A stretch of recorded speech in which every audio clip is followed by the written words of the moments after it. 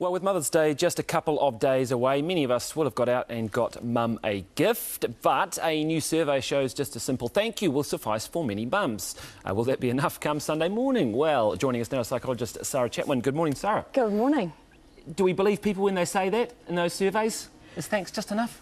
Procter Gamble do a pretty good job. They looked at 3,000 people over 12 countries and found out that yeah, mums generally just do want some acknowledgement for what they do, and they do a lot. Hang on, so they want, it's not just saying, oh, thanks. They want a sincere thanks, don't they? They want their family to acknowledge what they do on a daily basis and what they do without really, saying anything. So, yeah, it was really simple. I quite liked that. No expensive gifts.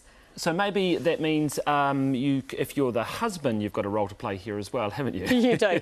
You probably have to get yourself a bit organised, get the kids out there, and it's generally a bit of a flurry, isn't it, Sunday morning early to get that present or to make that toast? Because as a relatively new dad, I've got 3 kids, I definitely know that Mother's Day is an important day for me as well, because I've got an obligation as well. So it's not just about my own mother as well, which is important. It's about organisation and planning and making sure that you have those things ready well before time. But it was really interesting to find out that mothers in New Zealand must be doing a really good job, because 77% of people said that they wanted to be as good as their mother and that they were very happy with the job that their mums were doing. It's difficult modern life for mothers because they are expected to do it all, and many of course are working or working part-time, but they still often end up, and all the surveys show, picking up the traditional chores as well. That's right, yeah, we do tend to go back to stereotyped kind of roles when we hit that the parenting kind of arena, but women these days, as well, are drivers and workers and part-time workers and partners, so they do wear a lot of hats. So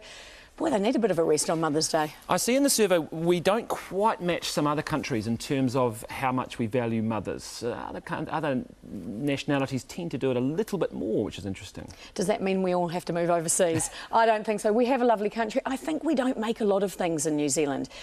It's certainly getting better. There's certainly an increase in people wanting to celebrate these kind of things. And, I mean, it's a really neat way to get the family together. And, of course, as the Procter Gamble research shows, you don't have to do anything flashy or glitzy glam. It can be really simple, but it can just give the message to mums, that they're valued and that what they do every day without thanks, a lot of times, is what people need and want. OK, then a little bit of advice for what you do Sunday morning.